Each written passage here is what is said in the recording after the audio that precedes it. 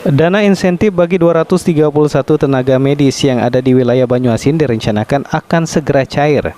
Insentif yang sempat terhutang selama 4 bulan di tahun 2020 akan dicairkan bagi dokter umum, dokter spesialis, perawat hingga bidan paling lambat akhir bulan Juni. Keterlambatan pencairan dana tenaga kesehatan menurut Kepala Dinas Kesehatan Banyuasin Dr. Rini Pratiwi Mkes melalui Kabid SDK Dani Asmara.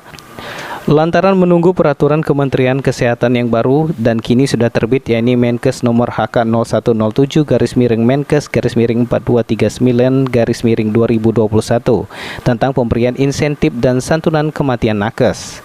Setidaknya total dana yang akan dikeluarkan untuk membayar insentif tenaga medis yang terhutang selama 4 bulan di tahun 2020 senilai 1,2 miliar lebih.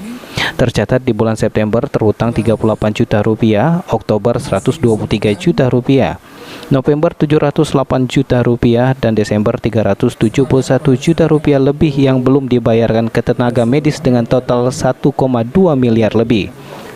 Sayangnya saat pihak BPKAD yang didatangi melalui Kabid Perbendaharaan BPKAD Kabupaten Banyuasin Mas Parizal menyatakan bila pengajuan dari Dinas Kesehatan untuk insentif tenaga medis yang terhutang selama 4 bulan di tahun 2020 menjadi skala prioritas untuk segera dicairkan.